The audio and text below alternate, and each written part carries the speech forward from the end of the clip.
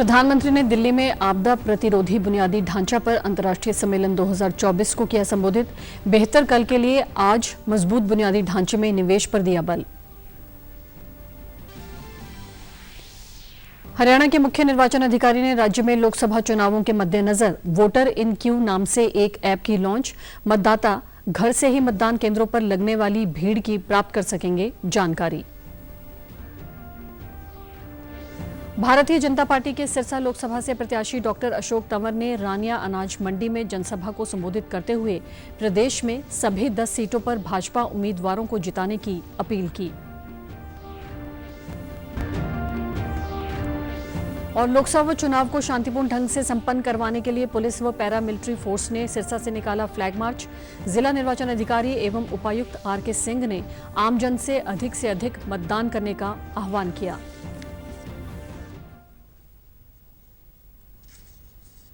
नमस्कार, मैं भानुप्रिया। अब समाचार विस्तार से।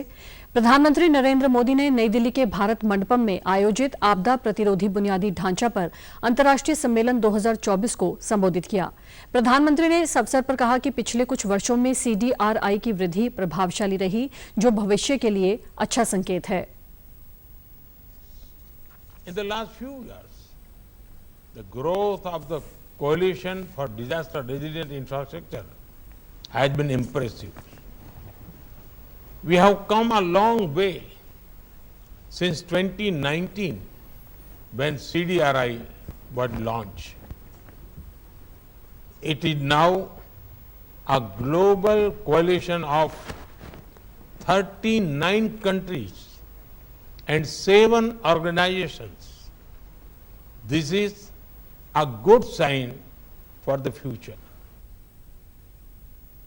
पीएम ने कहा कि हम सभी ने देखा है कि प्राकृतिक आपदाएं लगातार और ज्यादा गंभीर होती जा रही हैं, जिसके कारण होने वाली क्षति आमतौर पर डॉलर में बताई जाती है, लेकिन लोगों, परिवारों और समुदायों पर इसका वास्तविक प्रभाव इन आंकड़ों से परे है। पीएम मोदी ने कहा कि बेहतर कल के लिए आज मजबूत बुनियादी ढांचे में निवेश करना चाहिए। इस मजबूती के लिए बुनियादी ढांचे को निर्माण में शामिल करने की सबसे ज्यादा जरूरत है। आपदा के बाद स्वाभाविक रूप से राहत और पुनर्वास पर ध्यान भी केंद्रित किया जाना चाहिए। Invest in resilient infrastructure today for better tomorrow. Resilience needs to be factored into new infrastructure creation. Further, it also needs to be a part of post-disaster rebuilding. After disasters, the immediate focus is naturally on relief and rehabilitation. After the initial response, our focus should also include resilience of infrastructure. Lok Sabha चुनाव के दूसरे चरण के लिए चुनाव प्रचार के आज अंतिम दिन राजनीतिक दलों के शीर्ष नेताओं की ओर से रैलियां और रोड शो द्वारा चुनाव प्रचार किया गया। 26 अप्रैल को 13 राज्यों की 89 लोकसभा सीटों पर मतदान होगा, जिनमें केरल की 20, कर्नाटक की 14, राजस्थान की 13, उत्तर प्रदेश और महाराष्ट्र की 8-8, मध्य प्रदेश की 7, असम और बिहार की 5-5, जम्मू कश्मीर और छत्तीसगढ़ की 3-3 व त्रिपुरा और जम्मू कश्मीर की 1-1 सीट शामिल है। 7 चरणों में हो रहे लोकसभा चुनाव के तीसरे चरण में 12 राज्यों और केंद्र शासित प्रदेशों की 94 लोकसभा सीटों के लिए 7 मई को मतदान होना है। इस चरण के लिए कुल 1351 उम्मीदवार अपनी किस्मत आजमा रहे हैं। निर्वाचन आयोग के अनुसार तीसरे चरण के चुनाव के लिए कुल 2963 नामांकन दाखिल किए गए और जांच के बाद 1563 नामांकन वैध पाए गए व नाम वापस लेने के बाद 1351 प्रत्याशी चुनाव मैदान में हैं। हरियाणा के मुख्य निर्वाचन अधिकारी अनुराग अग्रवाल ने कहा है कि हरियाणा में पिछले लोकसभा चुनाव में हुए 70% मतदान को इस बार के लोकसभा चुनाव में 75% तक पहुंचाने का लक्ष्य तय किया गया है। अनुराग अग्रवाल ने मुख्य निर्वाचन अधिकारी कार्यालय में वोटर इन क्यू नाम से एक ऐप को लॉन्च किया, जिसके माध्यम से मतदाता मतदान केंद्रों पर लगने वाली भीड़ की जानकारी घर बैठे ही प्राप्त कर सकते हैं और वह मतदान केंद्र पर भीड़ कम होने पर वोट डालने के लिए जा सकते हैं। आगामी 25 मई को हरियाणा में लोकसभा चुनावों के छठे चरण के तहत होने वाले मतदान के लिए आयोग की ओर से ये महत्वपूर्ण निर्णय लिया गया है और 30 शहरी विधानसभा क्षेत्रों में वोटर इन क्यू नामक ऐप संचालित की जाएगी। उन्होंने बताया कि इससे मतदाता चुनाव के दिन मतदान केंद्रों पर लगने वाली भीड़ को लाइव भी देख सकते हैं और इस मोबाइल ऐप व वेबसाइट का पहली बार चुनाव में इस्तेमाल किया जा रहा है। अनुराग अग्रवाल ने कहा कि इस शुरुआत का सबसे बड़ा लाभ ये है कि मतदाता को वोट डालने के लिए अधिक समय तक इंतजार नहीं करना पड़ेगा और वह भीड़ कम होते ही मतदान के लिए जा सकेगा। प्रदेश के मुख्य निर्वाचन अधिकारी अनुराग अग्रवाल ने बताया कि हरियाणा में 25 मई को छठे चरण में होने वाले लोकसभा आम चुनाव के लिए 29 अप्रैल को अधिसूचना जारी की जाएगी। पीठासीन अधिकारी सुबह 11 बजे नामांकन समय आरंभ होने से पहले सार्वजनिक सूचना जारी करेंगे। उन्होंने बताया कि नामांकन दाखिल करने की अंतिम तिथि 6 मई 2024 होगी। नामांकन पत्र उम्मीदवार या उसके किसी प्रस्तावक द्वारा पीठासीन या सहायक पीठासीन अधिकारी कार्यालय में सुबह 11 बजे से शाम 3 बजे तक जमा करवा सकते हैं।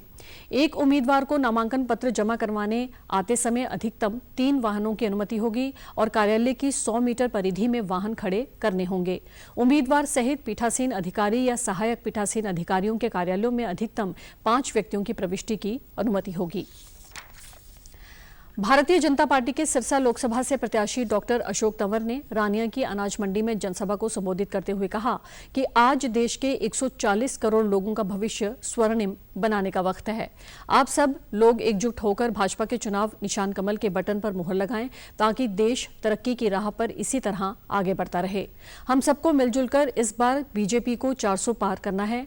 उन्होंने कहा कि हर क्षेत्र में देश को अग्रिम श्रेणी में खड़ा करने का काम प्रधानमंत्री नरेंद्र मोदी ने किया है। देश के आम आदमी की ताकत कैसे बढ़े, इसके लिए उन्होंने काम किया। बहन बेटियों को लखपति दीदी बनाने का काम भी प्रधानमंत्री ने किया। उन्होंने कहा कि पहले की सरकारों ने देश को किस तरीके से चलाया है ये सब आप जानते हैं और मौजूदा सरकार ने देश को आर्थिक, सामाजिक और राजनीतिक तौर पर मजबूत किया है। उन्होंने कहा कि हरियाणा में सभी 10 सीटों पर भाजपा उम्मीदवारों की ही जीत होगी। अशोक तंवर ने विपक्ष को दिशाहीन बताते हुए कहा कि मौजूदा समय में मुद्दों से विपक्ष भटक गया है। देश और प्रदेश की जनता विपक्ष को दरकिनार करेगी। भाजपा में मोदी की गारंटी है, वह कांग्रेस की खोखले वादों की गारंटी है। उन्होंने कांग्रेस द्वारा अपने प्रत्याशियों की घोषणा में देरी पर भी कटाक्ष किया और इनेलो के गढ़ सिरसा में कांग्रेस, इनेलो और जजपा के उम्मीदवारों की जमानत जब्त होने की बात की। उन्होंने कहा कि 140 करोड़ लोगों का भविष्य स्वर्णिम बनाने के लिए भाजपा को वोट दें। उन्होंने कहा कि रानिया की मंडी एशिया की बहुत बड़ी मंडी है। यहाँ से कपास और चावल विदेशों में भी जाता है और अगर आप मौका दें तो इस क्षेत्र की तरक्की के लिए एग्रो बेस्ड इंडस्ट्रीज लगाई जाएंगी ताकि यहाँ के लोगों को ताकत मिल सके। बीजेपी की डबल इंजन सरकार ने देश और प्रदेश को तरक्की के रास्ते पर बढ़ाया है। वह 2047 में अगर विकसित भारत का सपना यदि कोई पूरा कर सकता है तो वे हैं नरेंद्र मोदी। हमारी तरक्की तभी होगी जब एक एक वोट कमल के फूल पर जाएगा। दुनिया के अंदर भारत को विकसित राष्ट्र बनाना चाहते हैं। जो संकल्प उनका है कि अगले 5 वर्ष में भारतवर्ष पूरी दुनिया की तीसरी आर्थिक महाशक्ति बने। किसान, मजदूर, कमेरा वर्ग, हमारे छोटे छोटे दुकानदार, व्यापारी, कर्मचारी, उन सब का भला हो, तो उसी और दिशा में हमारा देश जा रहा है। और रानिया शहर पूरा आज भारतीय जनता पार्टी के साथ खड़ा है। गली गली में, घर घर में कमल खिले और लाखों वोट से ये सीट मोदी जी की झोली में जाए। और जैसे उन्होंने बड़े बड़े कार्य पिछले 10 वर्ष में किए, राम मंदिर से लेकर के धारा 370, महिलाओं के लिए आरक्षण, सीए का कानून, हमारे करतारपुर कॉरिडोर साहब को खोलना, ये सारे जो अभूतपूर्व कार्य हैं, जो इंफ्रास्ट्रक्चर के प्रोजेक्ट चल रहे हैं, वो आने वाले समय में और तेजी से इस इलाके में उसका और प्रभाव आए। यहाँ उद्योग जगत, क्योंकि कृषि की दृष्टि से रानिया पूरे एशिया के अंदर बहुत अव्वल नंबर पे है, तो हम तो यही प्रयास करेंगे कि यहाँ उद्योग धंधे भी आने वाले समय में स्थापित हों। लोकसभा चुनाव को शांतिपूर्ण ढंग से संपन्न करवाने के लिए डबवाली के उप पुलिस अधीक्षक जय भगवान व थाना प्रभारी चांद सिंह की मौजूदगी में पुलिस और पैरामिलिट्री फोर्स द्वारा फ्लैग मार्च निकाला गया। उप पुलिस अधीक्षक ने बताया कि लोकसभा चुनाव को देखते हुए पुलिस ने पैरामिलिट्री फोर्स के साथ थाना कालांवाली के क्षेत्र में लोकसभा चुनाव को शांतिपूर्ण ढंग से संपन्न करवाने के लिए फ्लैग मार्च निकाला है। उन्होंने कहा कि मताधिकार का मताधिकार आपका अधिकार है, इसलिए आप अपने मत का निडर होकर इस्तेमाल जरूर करें। ये फ्लैग मार्च मंडी कालांवाली से शुरू होता हुआ गांव कालांवाली, तख्तमल, सिखपुरा, तारुआना और त्रिलोकेवाला से गांव केवल तक निकाला गया। फ्लैग मार्च से आमजन के मन में सुरक्षा व भाईचारे की भावना को बनाए रखना है। वहीं चुनाव को प्रभावित करने वाले शरारती तत्वों के खिलाफ सख्त से सख्त कार्रवाई करने का भी संदेश दिया गया है। इस दौरान आमजन से अपील करते हुए कहा गया कि अगर आपको कहीं पर भी अवैध नशीला पदार्थ बिकता हुआ दिखाई दे या आपको इस बारे में कोई भी जानकारी हो तो इसकी सूचना तुरंत पुलिस को दी जाए। लोकसभा चुनाव को शांतिपूर्ण ढंग से संपन्न करवाने में पुलिस का सहयोग करें। 18 साल से बड़ा है वो 25 तारीख तक अपना वोट बनवा सकता है और जिस भी भाई को अगर इलेक्शंस के रिगार्डिंग कोई प्रॉब्लम्स होती है 1950 पे कॉल कर सकता है। और 85 से अबोव सीनियर सिटीजन्स हैं उनके लिए अब की बार गवर्नमेंट ने इलेक्शंस के रिगार्डिंग घर से वोटिंग करने के लिए फैसिलिटीज़ का भी इंतजाम किया है। और हमारे पास मैक्सिमम्स यहाँ पे CRPF और RPF बहुत सारी फोर्सेज यहाँ पे आई हुई हैं, तो हम उनके रिगार्डिंग सारा इलेक्शंस को पीसफुल करवाने के लिए कैपेबल हैं। और डबवाड़ी पुलिस पूरे जोश में है और अच्छे से इलेक्शंस करवाएगी। तो चारों तरफ से डबवाड़ी से को सील कर दिया जाएगा और जो भी अदर स्टेट्स के यहाँ पर आकर शरारती तत्व रह रहे हैं उनको हिदायत दी जा रही है डबवाड़ी पुलिस की तरफ से, तो यहाँ से अपना एरिया छोड़कर चले। जिला निर्वाचन अधिकारी व उपायुक्त RK सिंह ने कहा कि लोकसभा चुनाव के मद्देनजर जिला प्रशासन द्वारा अधिक से अधिक मतदान के लिए सिरसा का अभिमान 100% मतदान का नारा दिया गया है। उन्होंने अपील की कि सभी मीडिया कर्मी भी 100% मतदान के लिए अपना योगदान दें और लोगों को 25 मई को मतदान के लिए प्रेरित करें। सिरसा में अब की बार 100% मतदान हो सके। हमने अब की बार एक स्लोगन दिया है, सिरसा का अभिमान 100% मतदान। तो 25 तारीख को सभी लोग बाहर निकल के बूथ पे जाएंगे और अपने मत का प्रयोग करेंगे। इसमें 2-4 विषय अहम है, वो विशेषकर जो हमारे बुजुर्ग हैं 85+ के लोग, उनको हम घर पे भी मतदान का पूरा प्रबंध करेंगे। इसके अलावा जो हमारे PWD यानी कि दिव्यांगजन हैं उनके लिए करेंगे। इसके साथ साथ दिव्यांगजन 85+ के लोग और हमारे यंग वोटर्स हैं उनको एक अलग से मीटिंग बुला के उनको सम्मानित भी करेंगे। फरीदाबाद जिले में इस बार लोकसभा चुनाव में मतदान का प्रतिशत बढ़ाने को लेकर जिले के मुख्य निर्वाचन अधिकारी एवं डिप्टी कमिश्नर विक्रम यादव द्वारा कई प्रयास किए जा रहे हैं, जिसके तहत कुछ दिन पहले व्यापारियों की मीटिंग डिप्टी कमिश्नर द्वारा ली गई। मीटिंग में उन्होंने व्यापारियों से अपील की कि इस बार मतदान प्रतिशत बढ़ाने के लिए दुकानदार अपने ग्राहकों को प्रेरित करें और मतदान करने वाले मतदाता को डिस्काउंट ऑफर करें। इसके बाद व्यापार मंडल फरीदाबाद के व्यापारियों ने एक खास बैठक का आयोजन करते हुए घोषणा की कि जो भी मतदाता 25 मई को वोट करेगा और अपनी उंगली पर स्याही का निशान दिखाएगा उसे अगले दिन 26 मई को 10% का डिस्काउंट या उससे ज्यादा का डिस्काउंट दिया जाएगा। जिले के मुख्य निर्वाचन अधिकारी एवं डिप्टी कमिश्नर विक्रम यादव ने बताया कि पिछले चुनाव में 62% वोट पोल हुए थे, इसलिए इस बार वोट का प्रतिशत 70% से अधिक के लिए हर तरह के संभव प्रयास किए जा रहे हैं। विभिन्न वर्गों के साथ में मीटिंग्स ली है, तो व्यापारी वर्ग के साथ में हमने मीटिंग ली है कि सबसे पहले वो अपने मत का प्रयोग करें, अपने परिजनों को भी मोटिवेट करें कि वो भी अपना वोट करें उस दिन। इसके साथ ही कुछ मोटिवेट करने के लिए लोगों को हमने कुछ चीज़ें बोली हैं, जैसे कि जो व्यापारी वर्ग है उनको हमने कहा है कि कुछ डिस्काउंट वो अगर जो कोई भी कैंडिडेट आता है या कोई व्यक्ति आता है निशान के साथ में कि वोट करके अगर आया तो उसको कुछ डिस्काउंट वो दे दें। तो व्यापारियों के साथ में हमने करी है। इसके बाद में हम सिनेमा ऑपरेटर्स जो हैं उनके साथ भी मीटिंग कर रहे हैं। व्यापार मंडल के प्रधान राजेश भाटिया ने बताया कि फरीदाबाद के डिप्टी कमिश्नर ने व्यापारियों से मीटिंग करते हुए ज्यादा से ज्यादा मतदान को लेकर सहयोग करने की अपील की, जिसमें वोट देने वाले मतदाता को दुकानदार द्वारा डिस्काउंट ऑफर देने की बात कही गई। इसे मानते हुए 25 मई को जो भी वोट डालकर 26 मई को अपनी उंगली पर निशान दिखाएगा उसे कम से कम 10% या उससे भी ज्यादा का डिस्काउंट दिया जाएगा। इस मौके पर व्यापार मंडल के वाइस प्रेसिडेंट ने भी कहा कि इस बार मतदान का प्रतिशत बढ़ाने में व्यापारियों द्वारा सहयोग का भरोसा दिया। जो वोट डालेगा और अगले दिन हमारी दुकान पे कोई भी परचेज करेगा, कोई भी चीज का अपना हमारे को दिखाएगा लगा हुआ कि हमने वोट डाला है, तो उसको अगले दिन 26 तारीख को 25 तारीख से चुनाव है, 26 तारीख को ज्यादा से ज्यादा दुकान 25 तारीख ज्यादा वोट डालें और 26 तारीख को आके दुकानदारों से मिलके उनसे अपना फायदा उठाए। जो भी वोट डाल के आएगा नेक्स्ट डे हमें अपना उंगली पे जो भी निशान होगा वो दिखाएगा और जो भी मैक्सिमम से मैक्सिमम डिस्काउंट होगा, जिसमें हमारे लोगों ने कहा कि कम से कम 10% तो हम देंगे ही, और भी अगर हमें किसी चीज़ पर अगर प्रॉफिट ज़्यादा है तो हम ज़्यादा से ज़्यादा मतलब उन्हें प्रॉफिट देने की कोशिश करेंगे। तो हमारी कोशिश ये रहेगी कि इस बार जितना भी हो सकेगा हम अपने जो भी हमारे कस्टमर आएंगे उनको ये कहेंगे कि आप ज़्यादा से ज़्यादा अपना मतदान करें, और नेक्स्ट डे हम उस खुशी में जो भी होगा उनकी 10% एक्स्ट्रा डिस्काउंट देंगे।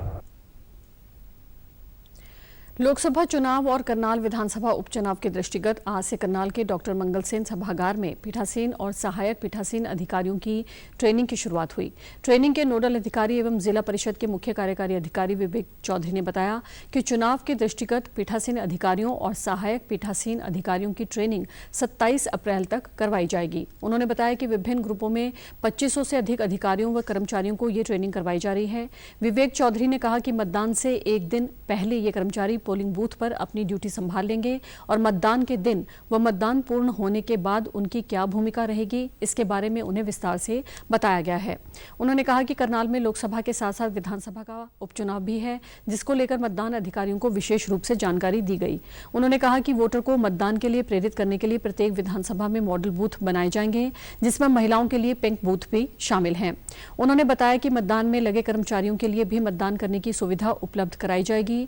वे डाक द्वारा या फिर अपने क्षेत्र में बैलेट पेपर से मतदान कर सकते हैं। उन्होंने कहा कि हम प्रत्येक बूथ पर मतदाताओं के लिए पानी और छाया का इंतजाम करेंगे। उन्होंने सभी मतदाताओं से लोकतंत्र के इस महापर्व में अपना फर्ज निभाने और घर से बाहर निकलकर वोट डालने की अपील की। चुनाव से एक दिन पहले, चुनाव वाले दिन और चुनाव कंप्लीट करके इनकी क्या क्या जिम्मेवारियां हैं, क्या क्या चीज़ों का इनको ध्यान करना है, क्या क्या परिस्थितियां वहां पे आ सकती हैं और क्या क्या परिस्थितियां जो वहां पे आई हैं उनको किस प्रकार से संभालना है, इसके बारे में जो है इनको हमने जो है ट्रेनिंग। मॉडल बूथ्स होते हैं, डिसेबिलिटी पर्सन्स का होता है, पिंक बूथ होता है महिलाओं के लिए, वो सारे जो हैं सभी कॉन्स्टिट्यूंसीज में बनाए जाएंगे। ओवरसीज इलेक्टर होता है, अगर वो ओवरसीज वाली कैटेगरी में आते हैं, मतलब जो विदेश में है परंतु उसका नागरिकता उसको वहाँ की नहीं मिली है, तो वो वोट कर सकता है, बट वोट तो उसको फिजिकली ही मौजूद रह के करना पड़ेगा। मेरी तो फर्स्ट टाइम जो है प्रिजाइडिंग की ऑफिसर की ड्यूटी आई है, परंतु मैं यहाँ से पूरी तरह से संतुष्ट होकर जा रहा हूँ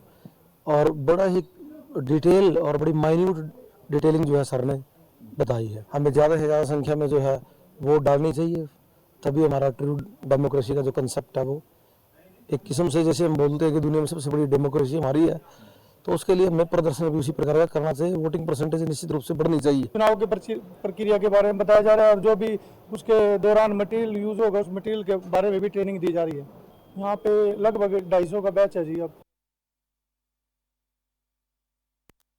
हरियाणा में आम आदमी पार्टी के सीनियर वाइस प्रेसिडेंट अनुराग ढांडा ने आज चंडीगढ़ में प्रेस वार्ता के दौरान भाजपा पर आरोप लगाते हुए कहा कि प्रदेश की मंडियों में फसल के उठान का कार्य सोची समझी रणनीति के तहत समय पर नहीं किया जा रहा। उन्होंने कहा कि प्रदेश की मंडियों में लगभग 90% गेहूं की फसल आ चुकी है और फसल का उठान समय पर न होने के कारण किसानों को कई दिक्कतों का सामना करना पड़ रहा है। उन्होंने कहा कि प्रदेश की मंडियों में 38 लाख मीट्रिक टन फसल अभी भी पड़ी है, जिसको उठाने के लिए सरकार ने इंतजाम नहीं करवाए। प्रेस वार्ता के दौरान विभिन्न मंडियों की स्थिति के बारे में विस्तार जानकारी देते हुए उन्होंने कहा कि प्रदेश में पिछले दिनों मौसम में बदलाव के कारण वर्षा और ओलावृष्टि से भी फसलों को नुकसान हुआ है और आगामी 26 अप्रैल को भी वर्षा की संभावना जताई गई है। उन्होंने कहा कि मौसम की मार भी किसान को झेलनी पड़ रही है। उन्होंने कहा कि किसानों को समय पर फसल का भुगतान भी नहीं हो रहा। किसानों की फसल मंडियों से शीघ्र उठाने जाने की बात कहते हुए उन्होंने प्रदेश सरकार से किसानों के हित को ध्यान में रखते हुए कार्य करने के लिए कहा। आज वो तस्वीर देश के सामने है कि अगर भारतीय जनता पार्टी के उम्मीदवार गांव में प्रचार करने के लिए नहीं जा पा रहे पूरे हरियाणा प्रदेश के अंदर, तो भारतीय जनता पार्टी उसका बदला किसानों से ले रही है। अब तक लगभग 38 लाख मीट्रिक टन ऐसा गेहूं है जो पूरे प्रदेश की मंडियों में पड़ा हुआ है, लेकिन इसको उठाने के लिए इंतजाम सरकार ने नहीं कराए हैं, जिसकी वजह से बहुत स्लो तरीके से मंडियों से उठान हो रहा है। और जिस तरीके का मौसम लगातार पूरे प्रदेश में, मैं पिछले 2 महीने की अगर बात करूं या पिछले 2 सप्ताह की अगर बात करूं, तो 3 बार ओलावृष्टि हो चुकी है और 4 बार बारिश हो चुकी है। अभी भी 26 तारीख को मौसम का अनुमान है कि फिर से बारिश हो सकती है और ये सारा नुकसान किसान के खाते में जाता है। पिछले 23 दिनों से उठान बहुत कम हो रहा है। इसकी वजह से पिछले 23 दिन बीत जाने के बाद भी कई किसानों को एक भी पैसा नहीं मिला है। हरियाणा पुलिस द्वारा लोगों में ड्राइविंग कौशल विकसित करने के उद्देश्य से सोशल मीडिया प्लेटफॉर्म द्वारा ऐतिहासिक पहल करते हुए हरियाणा पुलिस के सोशल मीडिया हैंडल पर रोजाना ड्राइविंग स्किल्स में सुधार और यातायात नियमों की पालना के लिए वीडियो अपलोड की जा रही है। हरियाणा के पुलिस महानिदेशक शत्रुजीत कपूर ने ये जानकारी देते हुए बताया कि लोगों में ड्राइविंग कौशल में सुधार करने के संबंध में ड्राइविंग से संबंधित तकनीकों के बारे में जानकारी दी जा रही है कि किस तरह लोग इन तकनीकों का इस्तेमाल वाहन चलाते समय करें और सड़क दुर्घटना का शिकार न हो। उन्होंने बताया कि हरियाणा पुलिस द्वारा सड़क सुरक्षा के संबंध में कई प्रयास किए गए, जिसके परिणाम स्वरूप पिछले वर्ष की तुलना में वर्ष 2024 में मार्च महीने के अंत तक सड़क दुर्घटनाओं, दुर्घटनाग्रस्त व्यक्तियों की मृत्यु और ऐसी घटनाओं की संख्या में कमी दर्ज की गई। शत्रुजीत कपूर ने कहा कि सोशल मीडिया आज लोगों तक बात पहुंचाने का सशक्त माध्यम है और अधिकतर आबादी वर्तमान में सोशल मीडिया का इस्तेमाल कर रही है, जिसको ध्यान में रखते हुए हरियाणा पुलिस ने लोगों को यातायात नियमों के बारे में जागरूक करने और ड्राइविंग में और बेहतर बनाने के लिए वीडियो तैयार की हैं।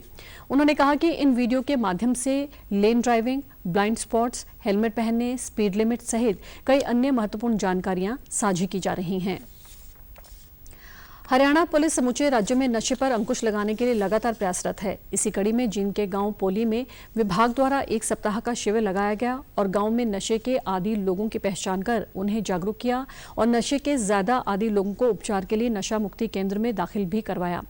ग्रामीणों को नशे के विरुद्ध जागरूक करने के हेतु सरकारी स्कूल के विद्यार्थियों द्वारा एक जागरूकता रैली भी निकाली गई। जींद के उप पुलिस अधीक्षक जितेंद्र कुमार ने कहा कि समाज में शांति स्थापित करने के लिए नशे पर अंकुश लगाना विभाग के साथ साथ समाज की भी जिम्मेदारी है। गांव से नशे के आदि 34 लोगों की पहचान की गई, जिनमें से 28 लोगों को दवा दी गई और 2 को नशा मुक्ति केंद्र भेजा गया है। नशा मुक्ति टीम के प्रभारी उप निरीक्षक नरेश कुमार ने बताया कि टीम ने गांव पोली में 7 दिवसीय कैंप का आयोजन किया गया था, जिसमें डोर टू डोर सर्वे कर नशे करने वालों की पहचान की गई। ये नशा मुक्ति केंद्र नशे के बारे में हमने कैंप स्टार्ट किया है कि कोई भी व्यक्ति जो नशा कर रहा है तो वो नशे से हम उसका इलाज करा के उसको ठीक कराए। 34 हम चिन्हित करे थे, मैं 2800 का इलाज करा, 2 एडमिट कराए। तो ये अभियान है हमारे जिले में चलाया और इसके तहत हमने यहाँ 1 हफ्ते का गाँव पोली में कैंप लगाया। इसके दौरान हमने गाँव से 34 आदमियों की पहचान की गई और जिनमें से 28 व्यक्तियों को दवाई दिलाई गई है, इसमें से 2 को एडमिट कराया गया है। एक गाँव का अच्छा सहयोग मिला है और हम ये उम्मीद करते हैं कि गांव के जिस तरह युवाओं ने बढ़ चढ़ कर भाग लिया तो गांव को ट्रस्ट मुक्त करने में ज्यादा समय नहीं लगेगा। गांव के सरपंच जितेंद्र ने कहा कि ये पुलिस विभाग का काफी बेहतर प्रयास है। इससे गांव के लोग नशे से दूर रहेंगे और हमारा समाज अपराध मुक्त बनेगा। डॉक्टर योगेश नांदल ने बताया कि शिविर के दौरान नशे से पीड़ित लोगों को दवाएं दी गई और उन्हें जागरूक किया गया कि नशा किस प्रकार उनके स्वास्थ्य को खराब करता है। नशा मुक्ति का कैंप सरकार की तरफ से जो लगाया गया उसके लिए मैं बड़ा आभारी हूँ सरकार का। और इससे 14-15 तो जो ड्रग्स पीड़ित हैं उन्होंने अपनी मर्जी से दवाई ली है और काफ़ी और भी हैं जो इस चीज़ से प्रेरित होकर नशा छोड़ने का काम करेंगे। उससे बहुत बहुत मैं धन्यवाद करना चाहूँगा सरकार का कि मेरे गांव में कैंप लगा। समाज को नशे से बचाने के लिए जागरूक किया गया और जो नशे में ग्रस्त लोग हैं उनको दवाई दी गई, कुछ को दाखिल करवाया गया। उनका आगे भी ध्यान रखा जाएगा ताकि समाज नशे से। ये प्रशासन की एक बहुत सराहनीय पहल है। समाज को बचाने के लिए प्रशासन भी ये चाहता है कि समाज में अपराध ना हो, तो उसको अपराध से बचने के लिए भी समाज को नशा मुक्त बनाना। आज राष्ट्रीय पंचायती राज दिवस है। प्रधानमंत्री नरेंद्र मोदी ने पंचायती राज दिवस पर देशवासियों को बधाई दी है।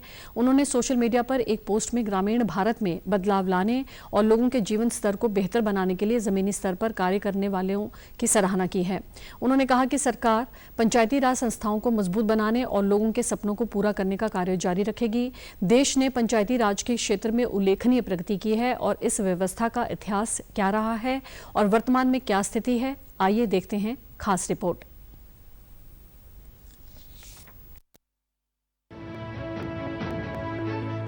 राष्ट्रपिता महात्मा गांधी ने कहा था कि भारत गांवों में बसता है। गांवों में बसने वाले भारत की जनता के सपनों को पूरा करने में देश की पंचायती राज व्यवस्था अहम योगदान कर रही है। सत्ता का विकेंद्रीकरण कर गांव की जनता की भागीदारी सुनिश्चित करने की दिशा में पंचायती राज व्यवस्था ने अहम भूमिका निभाई है। सबसे पहले 1956 में राष्ट्रीय विकास परिषद ने देश में पंचायती राज को लागू करने के स्वरूप पर बलवंत राय मेहता समिति का गठन किया, जिन्होंने 1957 में पेश की गई अपनी रिपोर्ट में देश में त्रिस्तरीय पंचायती व्यवस्था की सिफारिश की। इस व्यवस्था के 3 स्तर थे: जिला स्तर पर जिला परिषद, ब्लॉक स्तर पर पंचायत समिति और ग्राम स्तर पर ग्राम पंचायत। इस व्यवस्था को सबसे पहले राजस्थान के नागौर जिले में 2 अक्टूबर 1959 को लागू किया गया। 1989 में भारतीय संविधान में 64वें संशोधन के द्वारा एक नया अध्याय जोड़कर पंचायती राज को संवैधानिक दर्जा दिलाया गया। इसके बाद 1992 में संविधान में 73वां संशोधन कर सत्ता और शक्ति का विकेंद्रीकरण कर इसे ग्रामीण स्तर तक लाया गया। 2014 के बाद से केंद्र सरकार ने पंचायती राज संस्थाओं को सर्वोत्तम तरीके से समर्थन देने के अपने प्रयासों में और तेजी की है, ताकि ये सुनिश्चित किया जा सके कि पंचायती राज के मूल उद्देश्यों को सही मायने में हासिल किया जा सके। प्रधानमंत्री नरेंद्र मोदी के दूरदर्शी नेतृत्व में भारत ने ग्रामीण क्षेत्र के विभिन्न बुनियादी ढांचे की आवश्यकताओं और विकासात्मक गतिविधियों का समर्थन करने के लिए पंचायती राज संस्थाओं को वित्तीय संसाधनों के आवंटन में एक महत्वपूर्ण उपलब्धि के तौर पर हासिल किया है। 2014 के पहले पंचायतों के लिए वित्त आयोग का अनुदान 70,000 करोड़ रुपए से भी कम था। 2014 के बाद पंचायतों को मिलने वाला ये अनुदान 2 लाख करोड़ रुपए से ज्यादा हो गया है। प्रधानमंत्री नरेंद्र मोदी ने वर्ष 2014 में ग्राम पंचायतों को ऑप्टिकल फाइबर नेटवर्क से जोड़ने की गारंटी दी थी, जिसके तहत अब तक भारत नेट के अंतर्गत 2.5 लाख से अधिक ग्राम पंचायतों को ऑप्टिकल फाइबर नेटवर्क से जोड़ा गया है।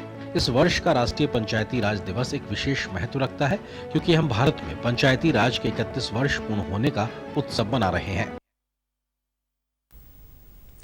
भारतीय रिजर्व बैंक ने कहा है कि निवेश की मांग और उत्साहपूर्ण व्यापार व उपभोक्ताओं के सकारात्मक रुझान से वास्तविक जीडीपी वृद्धि में बढ़ोतरी के आसार हैं। आरबीआई ने अर्थव्यवस्था की स्थिति शीर्षक वाले लेख में कहा है कि उपभोक्ता मूल्य सूचकांक आधारित मुद्रास्फीति पिछले 2 महीनों में औसतन 5.1% के बाद मार्च में 4.9% पर आ गई है।